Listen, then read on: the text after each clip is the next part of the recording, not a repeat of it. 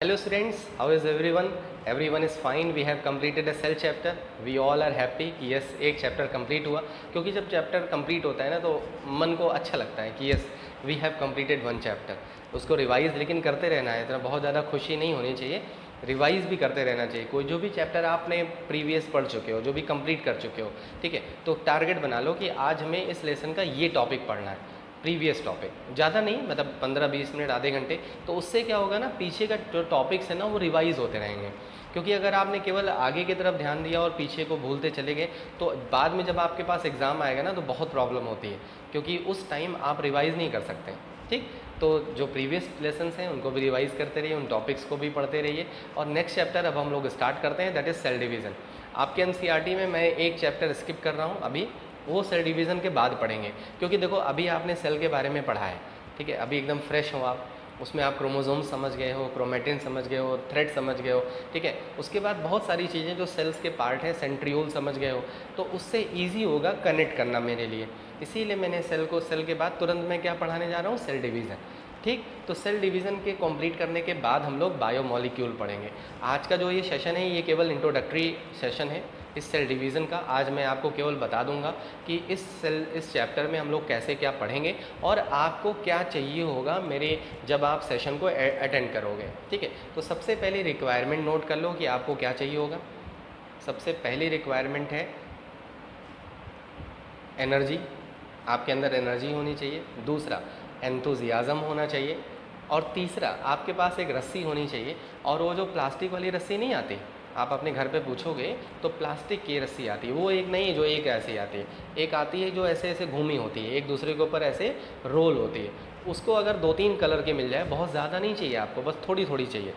हो सकता है आपके घर में कहीं पे मतलब ऐसे ही पड़ा हो, क्लियर है, वो उसका कोई यूज़ ना हो, तो उसको आप कट करके छोटा छोटा उसको ले लो। अगर कलरफुल मिल जाए तब तो बहुत ही बढ़िया है। ठीक है, तो सबसे पहले आपको अपनी एनर्जी मेंटेन करनी है, दूसरा एंथुजियाज़म, और तीसरा रस्सी अरेंज करनी है। रस्सी कौन सी, वो जो हेलिक्स होती है, मतलब जो एक दूसरे के ऊपर ट्विस्टेड होती है और जो प्लास्टिक की होती है। तो बहुत ईजिली आपको सेल डिवीज़न में बहुत अच्छे से उसी से समझाऊँगा, क्लियर है। ठीक है, अब मैं आज इंट्रोडक्शन दे रहा हूँ। देखो सेल डिवीज़न, बायोलॉजी एक ऐसी ब्रांच है जो स्टूडेंट्स नए होंगे 11th में, ठीक है, जिन्होंने मेरे 10th क्लासेस को अटेंड नहीं किया होगा, तो 10th क्लास में भी मैंने बताया था कि biology is the only branch where the division and multiplication is same, जिसमें डिवीज़न और मल्टीप्लिकेशन सेम है। कैसे सेम है, देखो देखो मैथमेटिक्स अगर कोई पढ़ रहा है तो वहाँ पे अगर हम हैं, अगर बोलते हैं 10 को डिवाइड करो, तो 10 को डिवाइड करते हैं और आता है 5, मतलब जब भी हम किसी चीज़ को डिवाइड करते हैं तो वो कम हो जाता है। ठीक है, लेकिन जब बायोलॉजी में बोलते हैं कि सेल ने डिवाइड किया, जैसे एक सेल है और उसने डिवाइड किया, तो पता है एक सेल डिवाइड होने के बाद कितनी सेल बना लेती है, 2। अब तुम कहोगे सर ये तो डिवीज़न का हुआ, ये तो बढ़ गया। तो एक्चुअली जो बायोलॉजी है ना, where the cell division and multiplication दोनों सेम होते हैं। मल्टीप्लाई में तो जानते हो ना कि बढ़ता है नंबर, जैसे अगर 1 को 2 से मल्टीप्लाई करें तो 2 आ जाएगा, 2 को 2 से मल्टीप्लाई करेंगे तो 4 आ जाएगा। इस तरह से अगर आप मल्टीप्लिकेशन करोगे तो बायोलॉजी में सेल डिवीज़न मतलब डिवीज़न और मल्टीप्लिकेशन दोनों सेम होता है। This is the only branch of science where you will have such type of phenomena. ये आपको यहीं पे मिलेगा, बाकी और कहीं लिखना नहीं तो फिजिक्स वाले सर बहुत मारेंगे, मैथ्स वाले सर बहुत मारेंगे कि पागल हो गए हो, मल्टीप्लिकेशन और डिवीज़न सेम है, डिवीज़न में कम होता है और मल्टीप्लिकेशन में इंक्रीज़ होता है, लेकिन बायोलॉजी में दोनों ही बढ़ते हैं, डिवीज़न में भी बढ़ेगा और मल्टीप्लिकेशन में भी कंटेंट क्या होगा, इंक्रीज़ होगा। बात समझ में आ गई होगी। ठीक है, अब देखो सेल डिवीज़न की नीड क्या है। अगर सेल डिवाइड ना करें ना तो हम जो जाइगोट होते हैं ना बस वहीं रह जाएं और कुछ हो ही ना हमारे बॉडी में। तो जब सेल्स का डिवीज़न होता है तो सेल्स का डिवीज़न होने पे सेल्स के नंबर बढ़ते हैं। सेल्स के नंबर तो बढ़ते ही बढ़ते हैं, लेकिन जो सेल्स होती हैं वो स्पेसिफिक हो जाती हैं। तुम कह सकते हो सर यूनिसेलुलर, जैसे अमीबा को क्या ज़रूरत है सेल डिवीज़न की, तो अमीबा को रिप्रोडक्शन की ज़रूरत नहीं है। ठीक है, क्या केवल सेल डिवीज़न ग्रोथ के लिए हो सकता है, नहीं, रिप्रोडक्शन के लिए भी तो होता है। जब तक अमीबा सेल डिवाइड नहीं करेगा तब तक वो नया अमीबा प्रोड्यूस ही नहीं कर सकता। बात समझ में आई। ठीक है, तो सेल डिवीज़न की नीड क्या है, बहुत इंपॉर्टेंट ज़रूरत है चाहे वो ग्रोथ से रिलेटेड हो, चाहे वो रिप्रोडक्शन से रिलेटेड हो, चाहे वो वेरिएशन से रिलेटेड हो, चाहे क्रोमोसोम्स के नंबर को रीस्टोर करने वाली बात आ गई। जैसे ह्यूमन की जो स्पीसीज़ हैं, हमारे जो एंसेस्टर हैं, उनके जो एंसेस्टर हैं, सबके पास 46 क्रोमोसोम है ना, हमारे पास भी 46 क्रोमोसोम है। तो ये क्रोमोसोम के नंबर चेंज क्यों नहीं हो रहे हैं? Because specificity of the cell division, क्योंकि सेल डिवीज़न की स्पेसिफिक कंडीशन है वहाँ पे, इसीलिए जो नंबर ऑफ क्रोमोसोम्स हैं वो रीस्टोर हो रहे हैं, ना कि चेंज हो रहे हैं। क्लियर है? ठीक है। जो वेरिएशंस आते हैं, जब आप मियोसिस के बारे में पढ़ोगे तो वहाँ पे पढ़ोगे कि सेल डिवीज़न में वेरिएशन भी आता है, चेंजेस भी आते हैं। ठीक है, वो कैसे आते हैं? Everything you will study in detail. आप सब कुछ चीज़ें, सारी चीज़ें डिटेल में पढ़ोगे। ठीक है, तो देखो सेल डिवीज़न अगर आपको ऑब्जर्व करना है ना, तो आपने 9th में एक एक्सपेरिमेंट अगर वैसे किया नहीं होगा, मैंने आपको टीचर ने बताया वो कि ये परफॉर्म करिए, लेकिन आपने किया नहीं होगा। ठीक है, तो उसमें आप क्या कर सकते हो कि जैसे अनियन, आप अनियन ले लो, ये अनियन मान लो है, और इसमें ऐसे रूट्स निकली होती है ना, ऐसे ये रूट्स निकली होती हैं। इस रूट वाले पार्ट को किसी तरह अरेंज करके, चाहे कोई बॉटल में, चाहे कोई आपके पास कोई बॉक्स हो, कोई डिब्बा हो, उसको लेके उससे क्या कर सकते हो, इसको जो है ऐसे रखो कि ये जो पार्ट है ये वाटर में डिप हो जाए, ये वाटर में क्या हो जाए, डिप हो जाए। आप इसको ऑब्जर्व करोगे ना डेली, तो आप 5 या 6 दिन के बाद देखोगे कि ये जो रूट है ना वो इंक्रीज़ होने लगी, मतलब इसकी लेंथ बढ़ने लगी, मतलब इसमें ग्रोथ होने लगी। ये ग्रोथ क्यों हो रही है? Because of the cell division, क्योंकि सेल्स क्या करने लगे, डिवीज़न। इसका मतलब है सेल को डिवाइड करने के लिए कंडीशन चाहिए। जैसे यहाँ पे डिवाइड करने के लिए क्या चाहिए, वाटर चाहिए। समझ में आई बात? ठीक है, तो इस तरह से आपकी जो एनालिटिकल थिंकिंग है ना वो बढ़ जाएगी।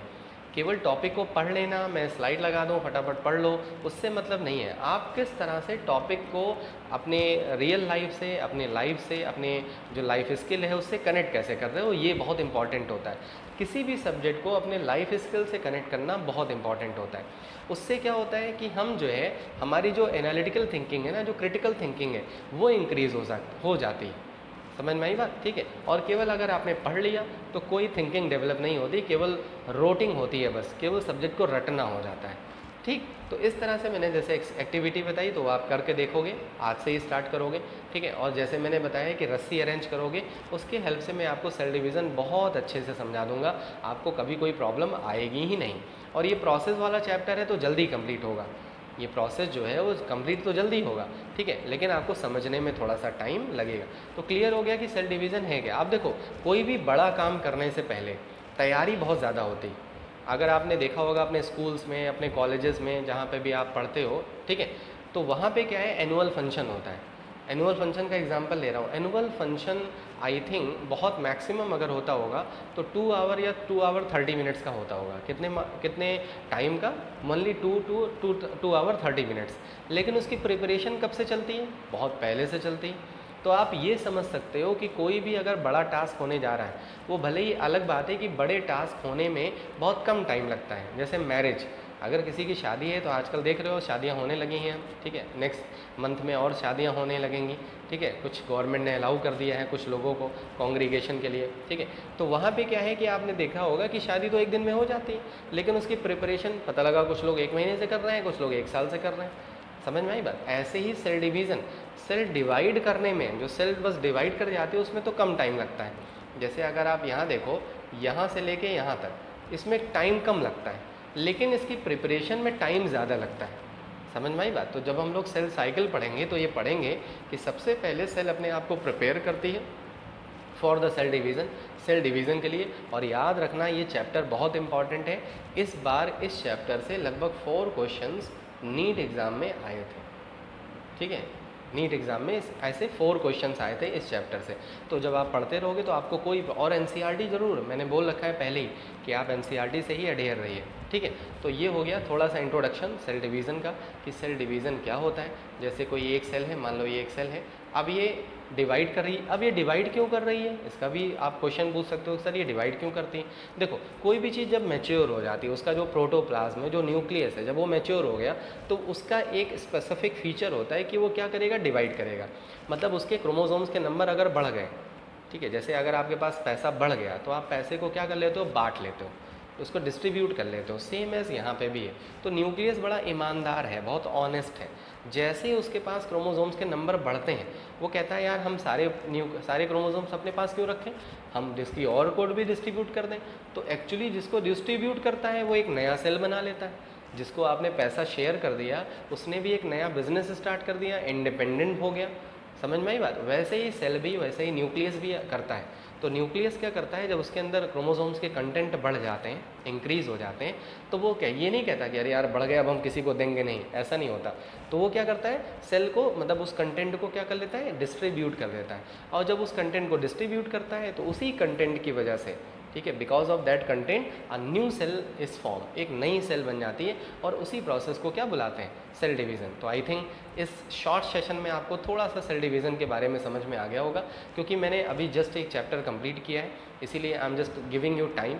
मैं आपको टाइम दे रहा हूँ। मैं चाहता तो आज ही आपको सेल साइकिल ख़त्म कर देता, मतलब सेल साइकिल तो कंप्लीट हो ही जाती, लेकिन मैंने आपको केवल आज एक चैप्टर इंट्रोड्यूस कर दिया, जिससे आपके लिए थोड़ा सा लाइट रहे।